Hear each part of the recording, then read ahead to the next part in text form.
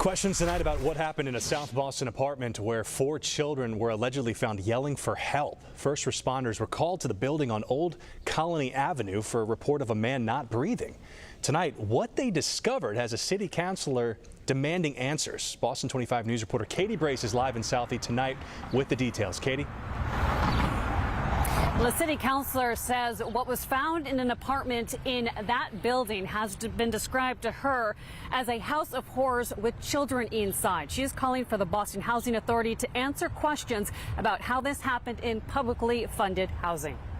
First responders were called to the Mary Ellen McCormick Housing Authority for a person not breathing. That's not all they found when they entered a top-floor apartment. A lot of drug paraphernalia and sex toys all around. And then one of the firefighters said that they heard a cry for help, that there were 4 children in the back room, and I'm hearing that the adults in the apartment were not wanting first responders to go back when they heard kids crying out for help. So that's very disturbing to me. According to the police report, the call came in shortly after 11 Saturday morning. Boston Fire and EMS arrived first, followed by police. They found an adult dead.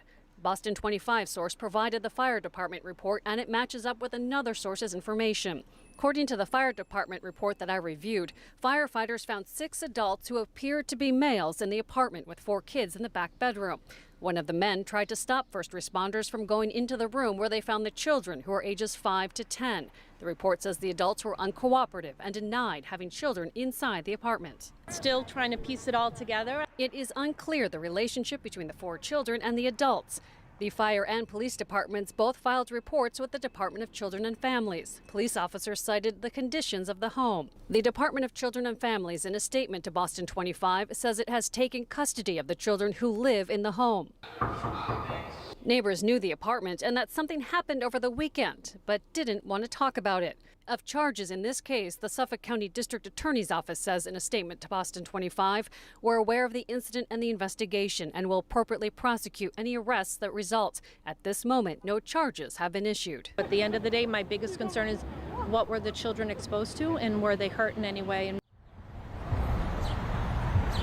And there are still a lot of unanswered questions with this. The Boston Housing Authority says in a statement to Boston 25 that before this past weekend, there were no complaints involving that unit. They are now working with Boston Police.